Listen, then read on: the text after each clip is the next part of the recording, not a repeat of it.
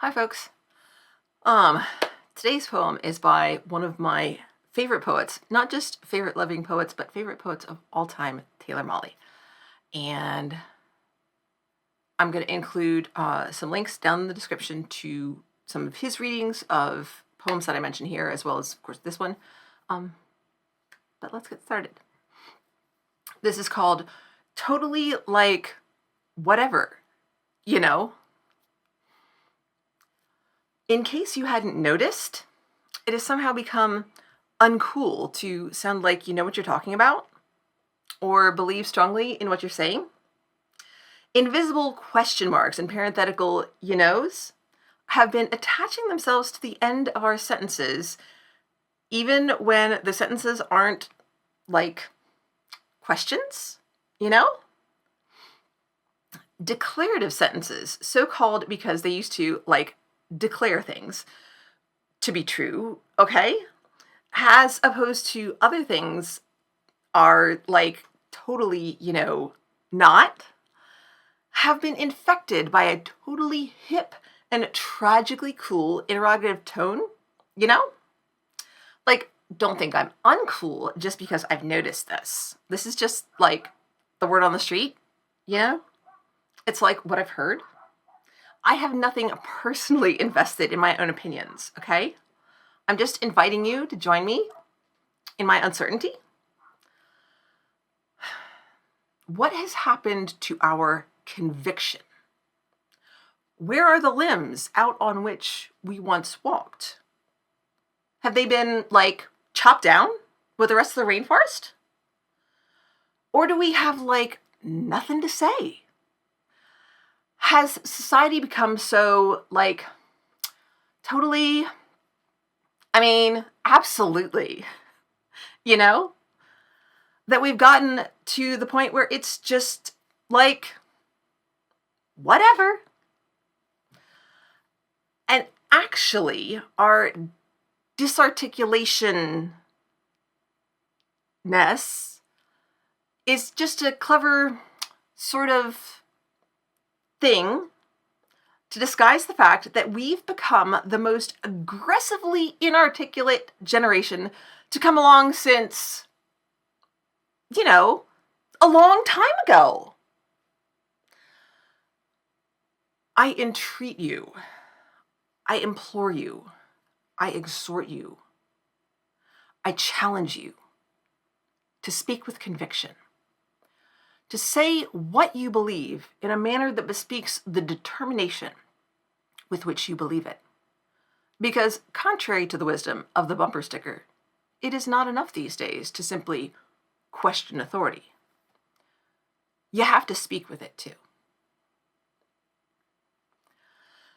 So, first of all, I want to talk about that the question voice, the words going up at the end of the sentence. Really? That questioning tone is called uptalk. I think that's a linguistic term. But it refers to the voice going up at the end of the sentence to make a statement more questiony. And what we have learned about this through research, through observation, and documentation, is that it's used much more often by women, specifically young women, and girls, especially as they enter adolescence. And that reveals a lot about who expresses their opinions in an assertive way.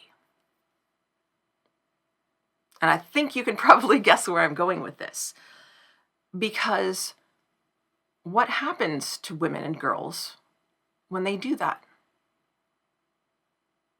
What are the consequences they face? Because they're not the same as when guys do it.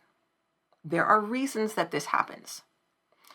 And so I do want to push back somewhat against this idea that it's a bad thing to present your ideas.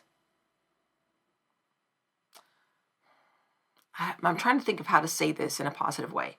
to present your ideas with some questioning of yourself, some openness. It shows openness to hearing contrasting opinions.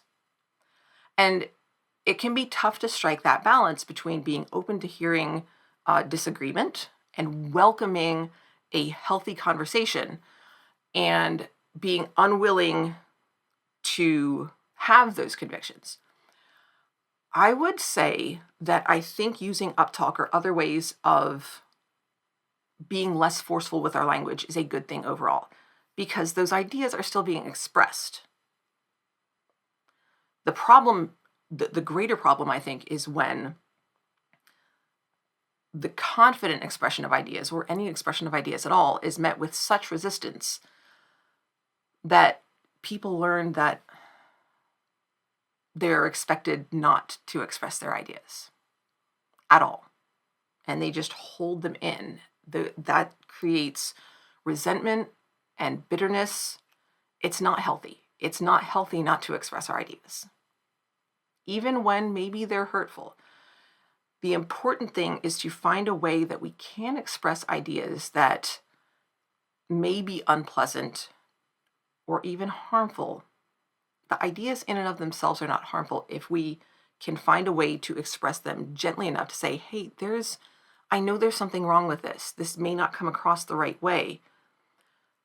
That then others can respond with compassion and gentleness and help us find answers.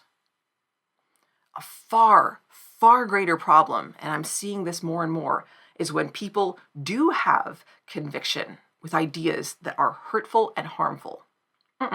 That's not okay. When we have so much conviction and we express things with such authority that people who maybe disagree with us are just like, oh, you don't want to listen to me. You've already decided. What I think doesn't matter. So there is definitely such a thing as having too much conviction. And I feel like since this poem came out in 2002, it was published, I feel like we've gone too far the other direction. So this is still a poem that I very much love. There are several ideas within it that I've developed disagreement with based on just what I'm seeing from my students and from our culture at large. But I think that's an observation of how communication styles change, expectations change.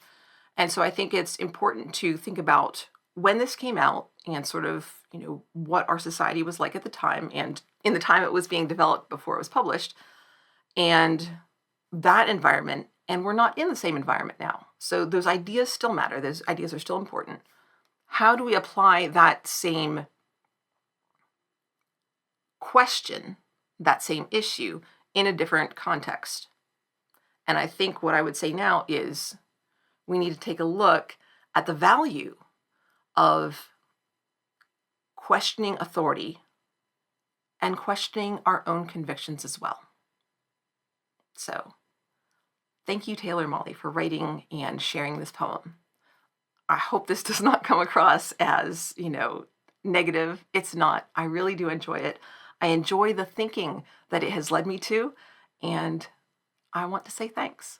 I hope you guys enjoyed this, and I hope you will check out some of the links down in the description for more of Taylor Molly's poetry. Thanks for watching.